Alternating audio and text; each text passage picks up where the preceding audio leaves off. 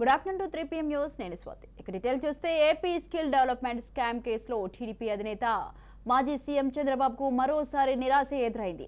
Chandrababu bail custody పిటిషన్లపై తీర్పును Vijayawada ACB court వాయిదా వేసింది.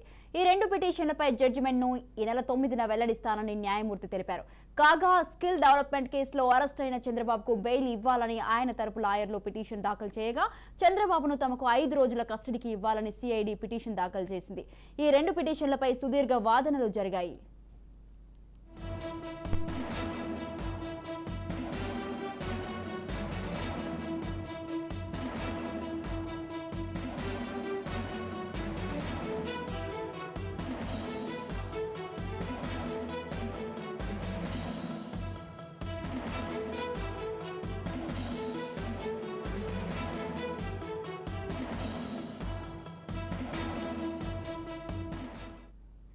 చంద్రబాబు తరపున దుబే, సిఐడి తరపున అదనపు ఏజీ పొన్నవోలు సుధాకర్ రెడ్డి వాదించారు.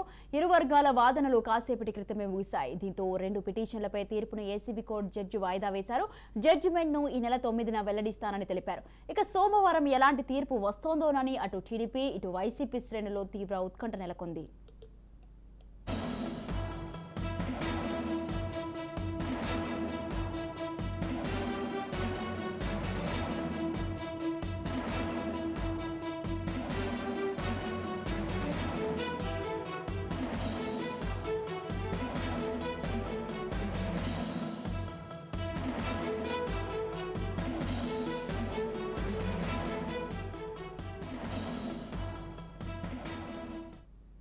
ఏపీ స్కిల్ డెవలప్మెంట్ స్కామ్ కేసులో టీడీపీ అధినేత మాజీ సీఎం చంద్రబాబుకు మరోసారి నిరాశ ఎదురైంది. చంద్రబాబు బెయిల్ కస్టడీ పిటిషన్పై తీర్పును విజయవాడ ఏసీబీ కోర్టు వాయిదా వేసింది. ఈ రెండు పిటిషన్లపై జడ్జిమెంట్ను ఈ నెల 9న వెల్లడిస్తానని న్యాయమూర్తి తెలిపారు. కాగా స్కిల్ డెవలప్మెంట్ కేసులో అరెస్ట్ అయిన చంద్రబాబుకు బెయిల్ ఇవ్వాలని ఆయన తరపు లాయర్లు పిటిషన్ దాఖలు చేయగా చంద్రబాబును తమకు 5 రోజుల కస్టడీకి ఇవ్వాలని సిఐడి పిటిషన్ దాఖలు చేసింది. ఈ రెండు పిటిషన్లపై సుదీర్ఘ వాదనలు జరిగాయి. ఇక ఇదే విషయంపై మరింత సమాచారాన్ని అందించడానికి మా ప్రతినిధి గాలిబ్ ఫోన్ లైన్ లో ఉన్నారు. గాలిబ్, చంద్రబాబుకు సంబంధించి బెయిల్ అట్లాగే కస్టడీ పిటిషన్లపై వాదనలు ముగిశాయి. జడ్జిమెంట్ కి సంబంధించి సోమవారానికి వాయిదా వేస్తూ న్యాయస్థానం చెప్పింది. అంటే ప్రధానంగా 3 రోజుల పాటు ఈ రెండు పిటిషన్లపై సుదీర్ఘంగా వాదనలు జరిగాయని చెప్పుకోవచ్చు. ఎందుకంటే ప్రతి అంశాన్ని క్షుణ్ణంగా పరిశీలించారు న్యాయమూర్తి. ఇరుపక్షాలకు సంబంధించిన వాదనలు ప్రతి అంశాన్ని కూడా ఆమె నోట్ చేసుకోవడం జరిగింది. అయితే ప్రధానంగా చంద్రబాబుకు సంబంధించి లావాదేవీలకు భారీగా జరిగాయి. ఈ కేసులోనే లావాదేవీలకు సంబంధించి చంద్రబాబు నుంచి కూడా వివరాలు సేకరించాలి.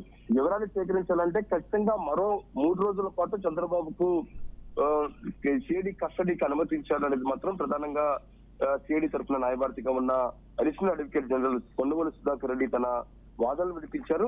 దాంతో పాటు గతంలోని సిఐడి ఈ స్కిల్ డెవలప్మెంట్ స్కామ్ లో పనిచేసిన ఆడిటర్ అట్లాగే తెలుగుదేశం పార్టీకి సంబంధించిన ఆడిటర్ ఇద్దరు ఒకరే. ఈ నేపథ్యంలో దాదాపు 27 కోట్ల వరకు కూడా తెలుగుదేశం పార్టీ అకౌంట్ లోనే జమ అయిన పరిస్థితి ఉంది. ఇందుకు సంబంధించి కొన్ని డాక్యుమెంట్లు కూడా న్యాయస్థానం ముందు సిఐడి న్యాయవాది సమర్పించిన పరిస్థితి ఉంది. ఇంకా దాంతో పాటు ఈ అంశానికి సంబంధించి ఖచ్చితంగా మరిన్ని ఆర్థిక లావాదేవీలకు సంబంధించిన వివరాలు సేకరించాలంటే ఖచ్చితంగా చంద్రబాబుని మరోసారి కస్టడీకి ఇవ్వాలని కూడా కోరటం జరిగింది ఇటు సిఐడి తరఫున న్యాయవాది. దీనికి కౌంటర్ గా చంద్రబాబు తరఫున న్యాయవాదిగా ఉన్న ప్రమోద్ కుమార్ దూబే తన వాదనలు వినిపించారు. ఈ కేసుకు సంబంధించి పూర్తిగా అక్రమంగా చంద్రబాబుని ఇరికిచ్చారు. ఇది పూర్తిగా చట్ట విరుద్ధం. ఇప్పటికే చంద్రబాబుకు సంబంధించి పలుమార్లు సిఐడి కస్టడీకి తీసుకుంది. ఈ కస్టడీకి సంబంధించిన డైరీ ఏదైతే ఉందో డైరీ రిపోర్ట్ ను కూడా కేసు డైరీ రిపోర్ట్ ను కూడా కోర్టుకు సమర్పించలేదు. ఈ నేపథ్యంలో చంద్రబాబుని కస్టడీకి ఇవ్వాల్సిన అవసరం లేదు అనేది మాత్రం ప్రధానంగా వాళ్ళు చెప్పడం జరిగింది. ఇంకా ఆర్థిక లావాదేవీలకు సంబంధించి కూడా ఏదైతే ఉందో ఈ తెలుగుదేశం పార్టీకి సంబంధించి అకౌంట్ లో 27 కోట్ల జమ అంశం పూర్తిగా ఎలక్ట్రోలకు సంబంధించిన లావాదేవీలు ఉన్నాయి తప్పితే దీంట్లో వేరే మార్గాలకు సంబంధించిన లావాదేవీలు ఉండవు. ఖచ్చితంగా ఏ పార్టీ ఉంటుందో ఆ పార్టీకి సంబంధించి ఫండ్ ట్రాన్స్ఫర్ ప్రజల నుంచి కూడా సేకరిస్తూ ఉంటుంది. ఆ ఫండ్ ట్రాన్స్ఫర్ తప్పితే ఇతర లావాదేవీలకు సంబంధించిన అంశాలు ఏమీ లేదు అని కూడా చెప్పే ప్రయత్నాన్ని ప్రమోద్ కుమార్ దూబే కోర్టుకు సమర్పించడం జరిగింది. ఈ పూర్తి అంశాలు కస్టడీకి సంబంధించి ఇరుపక్షాలన్న వాదనలను సుదీర్ఘ విన్న న్యాయస్థానం ఈ కేసుకు సంబంధించిన తీర్పును సోమవారానికి వాయిదా వేయడం జరిగింది. అయితే మొత్తం 2 రోజుల పాటు కస్టడీకి సంబంధించిన విచారణ జరిగింది, 1 రోజు పాటు బెయిల్పై విచారణ జరిగింది. ఈ 2 అంశాలకు సంబంధించి క్షుణ్ణంగా పరిశీలించారు. అయితే త్వరితగతిన ఈ పిటిషన్లపై కోర్టు తీర్పు వెల్లడిస్తుంది అనేది మాత్రం టీడీపీతో పాటు చంద్రబాబుకు సంబంధించిన న్యాయవాదులు భావించినా సరే ఇది మరింతగా జాప్యమయ్యే అవకాశాలు కనపడుతున్నాయి. ఈ నేపథ్యంలో తీర్పును సోమవారానికి ఏసీపీ న్యాయస్థానం వాయిదా వేసింది.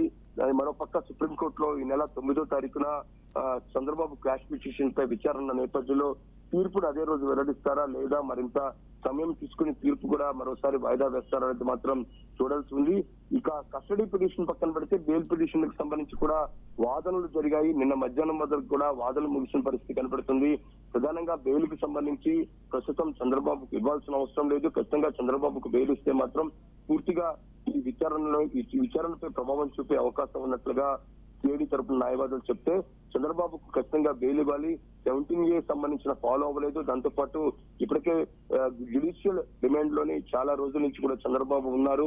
ఆయన ఆరోగ్య రీత్యా వయసు రీత్యా ఖచ్చితంగా చంద్రబాబుకు బెయిల్ ఇవ్వాలి అనేది మాత్రం చంద్రబాబు తరఫున న్యాయవాదులు కోర్టు ముందు విన్నవించారు. ఓవరాల్ గా 2 పిటిషన్ కి సంబంధించి మాత్రం సుదీర్ఘంగా వాదనలు జరిగాయి.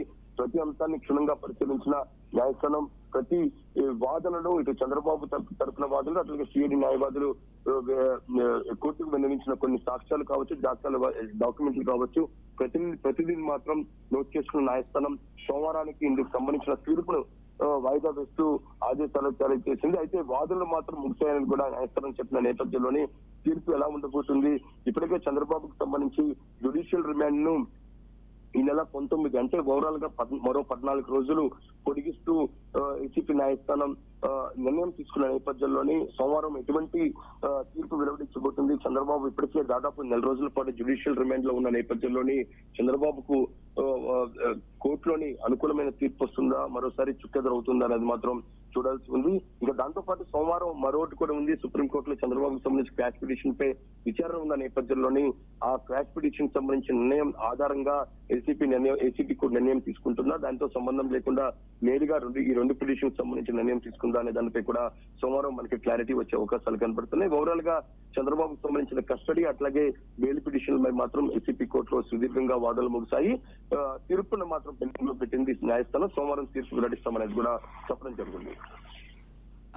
అలాగే గాలిబ్ అయితే ప్రస్తుతం అయితే ఏసీబీ కోర్టు జడ్జి తీర్పును అయితే రిజర్వ్ చేయడం జరిగింది కదా. అయితే మరోవైపు అయితే అమరావతి IRR అటు అంగళ్ళ దాడి ఫైబర్ నెట్ కేసులో అయితే ముందస్తు బెయిల్ పిటిషన్లపై అయితే అటు హైకోర్టు తీర్పు రిజర్వ్ చేసింది.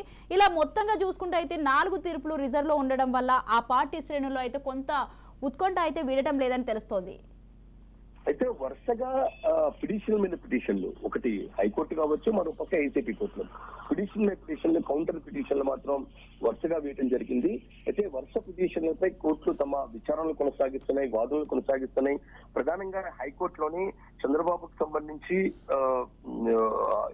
ఇన్నర్ రింగ్ రోడ్ కేసు, దాంతో పాటు ఫైబర్ నెట్ కేసు, దాంతో పాటు అంగళ్ళ కేసు, ఈ 3 కేసులకు సంబంధించి విచారణలు ముగిశాయి. అయితే తీర్పు మాత్రం అంటే ముందస్తు బెయిల్కి సంబంధించిన తీర్పులు మాత్రం పెండింగ్ లో ఉంటాయి.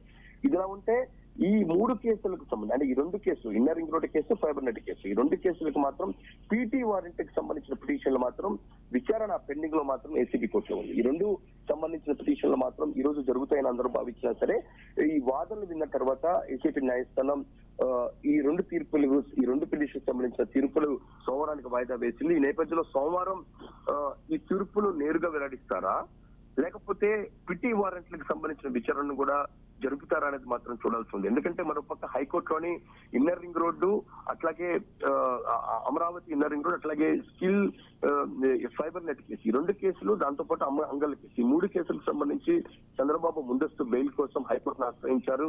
ఈ 3 పిటిషన్ సంబంధించి విచారణ ఇప్పటికే ముగిసిన నేపథ్యంలోని తీర్పు రిజర్వ్ లో పెట్టాయి. అంటే మొత్తం 5 పిటిషన్లకు సంబంధించి చంద్రబాబుకు సంబంధించిన తీర్పులు పెండింగ్ లో ఉన్న నేపథ్యంలోని తెలుగుదేశం పార్టీ శ్రేణులు చాలా ఉత్కంఠంగా ఎదురు చూస్తున్నాయి.